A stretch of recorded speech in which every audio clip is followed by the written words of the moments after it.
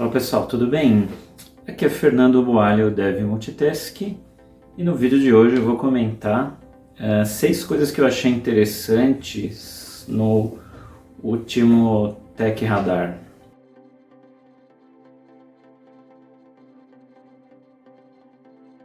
Para quem não sabe, o Tech Radar, né, é um report, é um relatório aí que é feito por uma das consultorias aí renovadas do mercado de tecnologia, né, que é a ThoughtWorks, e inclusive muita empresa grande faz isso, né, só que no caso, para a nossa sorte, né, a ThoughtWorks ela divulga isso de maneira gratuita para todo mundo, e inclusive está traduzido para diversos idiomas.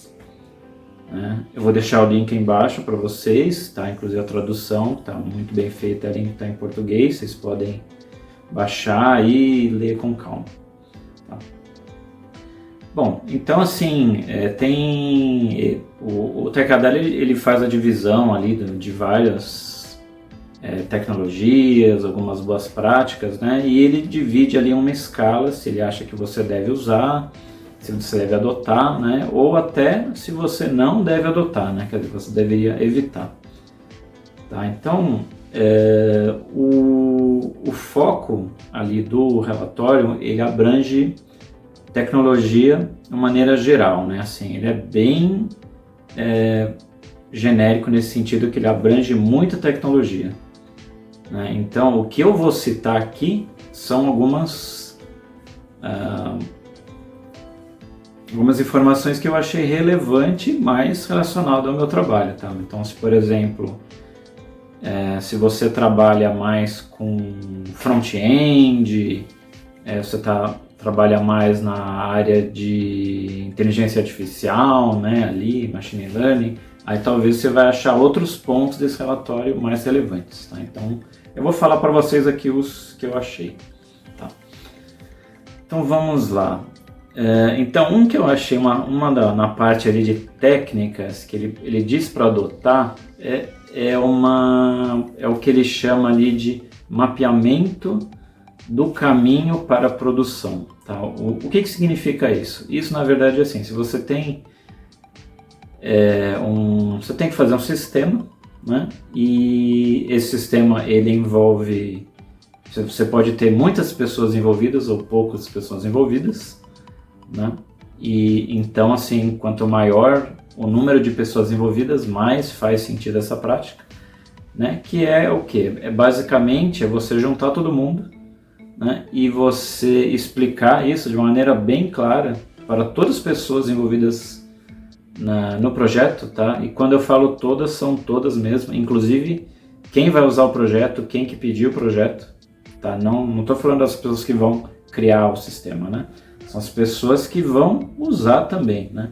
Elas têm que estar cientes, né, de todos os passos que são necessários, né, para o sistema. Quando ele começa a ser criado, ele começa ali no PC do desenvolvedor, quando ele começa ali até ele chegar a ser utilizado, né, num dispositivo móvel, de alguma maneira.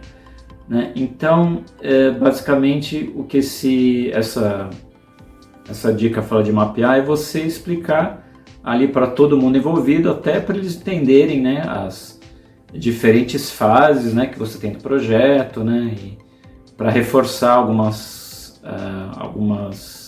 boas práticas, né? Então, quando o seu projeto ele já passou, por exemplo, por uma fase forte ali de criação, de validação, quando chega lá no final, aí você resolve pedir uma coisa nova, né? Então isso não é muito interessante, né? Ou se isso for necessário, né? Então tem que ficar bem claro para quem pede ou quem for usar o sistema, né? Para ele entender todos os passos que são necessários, né? Que às vezes uma alteração que é simples, ela tem lá uma certa burocracia para fazer isso acontecer e virar realidade, né? Então, claro que isso varia muito, né, de empresa para empresa, né? Tem empresa que às vezes a pessoa que vai usar o sistema é alguém próximo, que você consegue ali trocar uma ideia e rearranjar um prazo, por exemplo, de maneira muito simples. Mas, assim, às vezes é uma empresa que para você fazer uma alteração simples, você precisa de 4 ou 5 assinaturas, né? Tem um processo muito burocrático, né? Então, como hoje você tem esse crescimento de diferentes tecnologias no mesmo sistema, né? Então, você tem um aumento natural de pessoas envolvidas para a criação do sistema. Então, faz muito sentido, né, você ter todo esse mapeamento, né, tá muito claro na cabeça de todo mundo, né, inclusive das pessoas que não são técnicas, né, mas elas têm que entender quais são os passos necessários. Tá? Então, basicamente, se você parar para pensar simplificando bem, né, o que você está fazendo é reforçar o que já deveria ser claro para todo mundo, né, desde o começo, mas é importante reforçar. Tá? A segunda dica que eu achei interessante, né, ele fala ali de avaliar, também é uma sugestão de adotar, né, esse princípio de avaliar a carga cognitiva, né, a carga de aprendizado, né, que tem o time. Né? E assim, apesar dele falar que adota, eu tenho já uma opinião um pouco diferente. Né? Então, nessa avaliação, aí, nessa sugestão, eles citam o nome de um cientista, né, chamado Melvin Conway. Tá? Eu vou deixar aí na descrição o link para vocês. Tá? E essa avaliação é basicamente, assim, ela é uma consequência, na verdade, de uma lei que ele criou lá em 1967. Tá? Eu vou ler ali nas minhas anotações. Tá? Então ele diz o seguinte: tá? As organizações que projetam sistemas são obrigadas a produzir projetos que são cópias das estruturas de comunicação dessas organizações. Tá? Ou seja, tá? Vamos resumir ainda mais a lei dele. Se a sua empresa já é burocrática, né, então o seu projeto também vai ser burocrático. Tá? Não tem muito segredo. Tá? Essa é basicamente a lei. Tá? E assim, só um parênteses, tá? Uma curiosidade, esse Melvin Conway, ele também é famoso, ele é mais famoso por essa lei, né, dele que ele criou.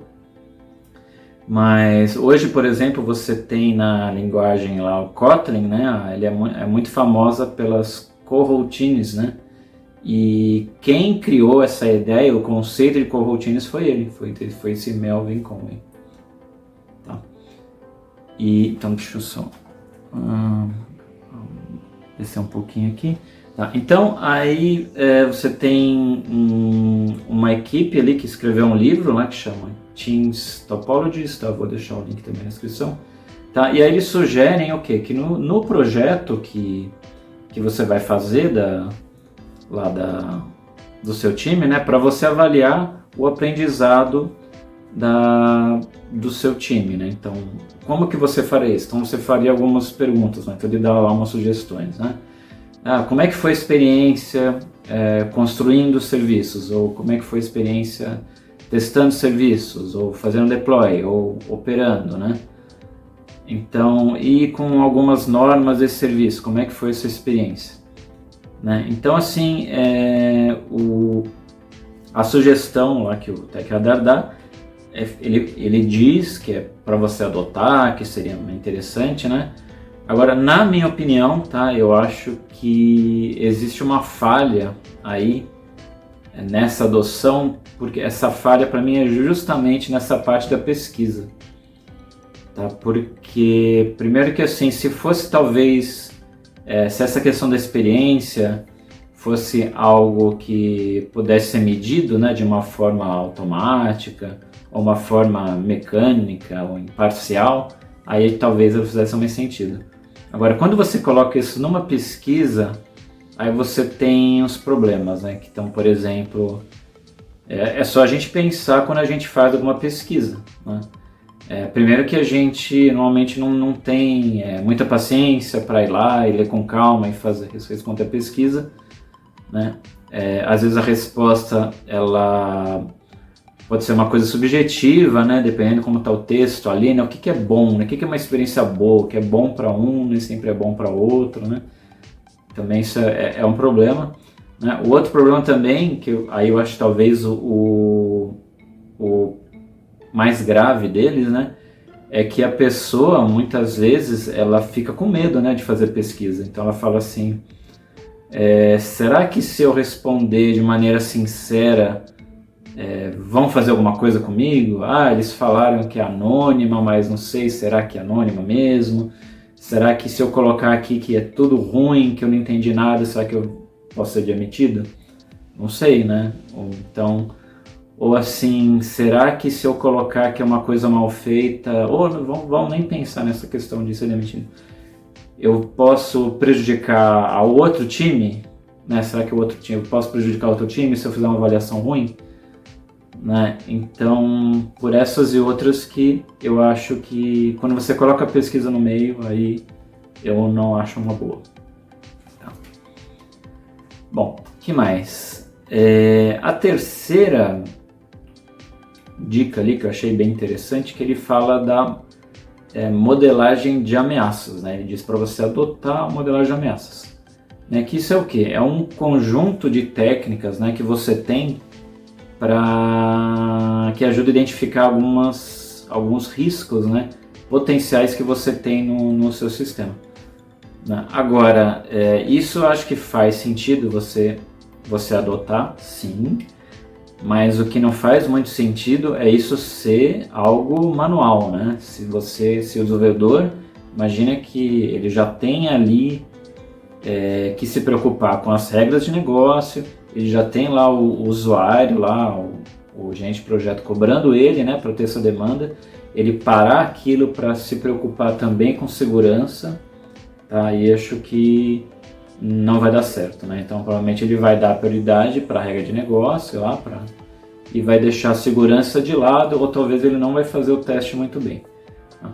Incompleto, né? Então o ideal era isso ser de uma maneira automatizada, né? Então que rode lá alguns testes, né? Faça esses testes aí e chegue um relatório para ele falando o que ele precisa arrumar, né? Então seja uma coisa assim rápida, que ele não precise ir lá tirar o foco do negócio que ele precisa ter, né, para se preocupar com outra coisa. Tá? Então é importante sim existir, mas precisa ser automatizado. Aqui. Tá? E aqui o quarto item, né, ele fala novamente, né, esse assunto novamente, que é das SPAs, né? Aquelas aplicações lá com React, com Angular, né? Que muita empresa acaba meio que adotando como padrão, né? Desenvolvimento padrão, tem uma aplicação nova, então é React, né? Então é importante, eles assim, esse assunto já foi abordado antes, então aqui eles estão reforçando novamente, né? Para evitar esse tipo de coisa, né? Às vezes uma aplicação simples, né? Você não precisa adicionar essa complexidade, né? Precisa ter lá usar uma série de frameworks para fazer uma aplicação simples, né? Talvez não seja necessário, né?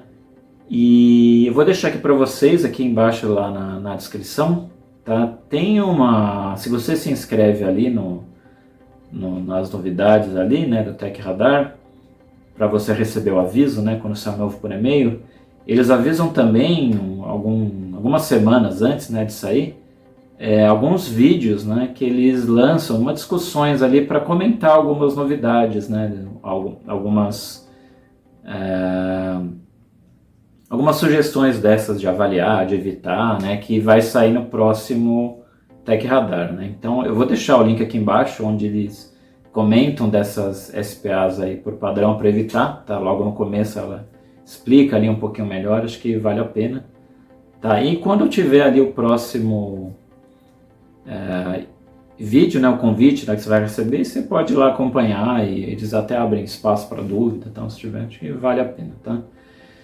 Outra coisa que acho que vale notar também é que esses vídeos, o idioma é inglês, né, apesar que a maioria ali que participa são estrangeiros, né, não são americanos, né, mas ou ingleses, mas o idioma ali é o inglês. Mas assim, algo para falar para vocês que vale a pena ressaltar é que a legenda ela é muito boa, né? Então você coloca ali a legenda, ela não é aquela automática lá do YouTube, é uma legenda que eles editaram, então vale a pena, né? Se seu inglês ali não está muito legal, vale a pena você assistir o vídeo, liga ali a legenda e dá para ver com calma. Ok, a quinta aí já é a parte de ferramentas, né, que eles indicam, que eu achei bem interessante, tá? Inclusive eu já tinha visto num projeto aqui que eu participo e achei interessante que eles inclusive o pessoal do time ali, né, que eu vi eles usarem, eles comentaram que é algo interessante e achei interessante o Tech Radar recomendar.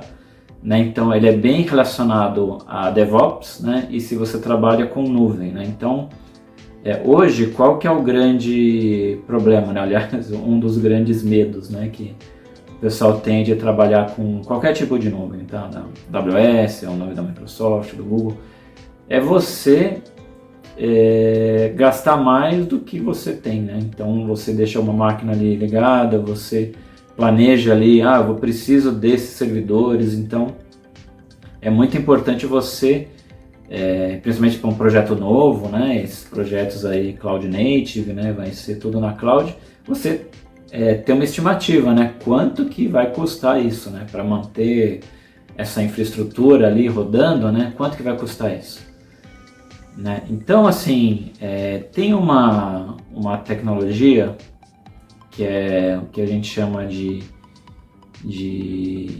infraestrutura como código, né? Que existe uma linguagem aí que ela é meio que o padrão aí, quem trabalha com isso, que é o Terraform, né? Então, basicamente nessa linguagem Terraform você coloca algumas configurações para você criar lá um servidor e ele vai subir isso, né? Seja localmente na sua máquina ou seja numa nuvem, né? Então, se, por exemplo, você fala assim, eu preciso ter uma máquina que tenha 2 GB de memória, 2 GB de disco e tenha lá o Nginx rodando, por exemplo. Então, essa máquina, você vai configurar de uma maneira, lá se for na nuvem da Microsoft, e de outra, se for na AWS, e de outra, se for localmente no seu Linux, por exemplo. O Terraform, qual que é a ideia? Você coloca, né, de uma maneira única, e aí você executa ele nessas plataformas e ele vai criar exatamente o que você colocou lá no código dele, né? No código lá como ele funciona. Tá? Então isso que é legal de você usar o Terraform. E aí, o que fizeram? Existe como se fosse um plugin, né, para ele que chama InfraCost. Né? Então, além de você poder criar, né, pelo Terraform, você conseguir criar uma estrutura na nuvem, ele consegue mostrar para você um relatório que mostra ali o preço, né, quanto que vai custar. Né, isso é bem interessante, né? Ainda mais porque você pode provavelmente você terá, né, diferentes ambientes, né? Você quer fazer um ambiente de desenvolvimento que é mais simples, você quer fazer um desenvolvimento produção que vai ser super parrudo, que vai ter load balance, vai ter um monte de coisa ali para alta disponibilidade, né? Você quer criar um ambiente de homologação, que ele tem que simular um ambiente de produção, mas ele não precisa ser tão parrudo assim, né? Mas ele tem que ter lá load balance, tem que ter uma base lá separada, né? Então uma série de detalhes assim. E esse InfraCost ele vai te ajudar quando ele vai estimar o custo lá para você, né? Então, se você trabalha aí com DevOps, aí com Terraform, dá uma olhada nesse cara aí, vale a pena. Tá? E a sexta e última dica, tá? Que algo que ele fala para evitar, tá? Que com certeza vale a pena pensar muito sério sobre isso, que é de você usar aqueles serviços online que você tem para formatar código, tá? Seja qual código for, tá? Em qual linguagem for, né? Você tem diversos serviços aí online espalhados que eles vão lá e formatam o código para você. Então, qual que é o problema? O problema é você pegar e colocar algum dado sensível e colocar lá para formatar, né? qual que seria o problema? O problema é que você não sabe se esse dado está sendo gravado em algum lugar. Você não sabe. Tá? Simplesmente não sabe. Às vezes, pode até não ser intenção da pessoa que criou o site. A pessoa que criou o site lá, ela criou de uma maneira que ela não formata, não grava nada, tá? Mas esse site está na internet, ele pode ser invadido e a pessoa ela pode entrar lá mal intencionada e simplesmente logar, né, tudo que está sendo formatado e depois tentar extrair alguma informação desses dados aí. Tá? Então, fica aqui o alerta, tá, para você se usa alguma procura. Existem aí diversas outras maneiras de você formatar isso sem ser online, tá? Então, procure, inclusive automatizados, então se informe aí sobre isso e evite ao máximo de usar esses serviços online de maneira, principalmente se envolvem aí alguns dados sensíveis, tá? Se você precisar usar, então vai lá, toma cuidado, remove a informação, né? E aí usa. Tá? Então essas são as dicas aí que eu achei do Tecnologia Radar.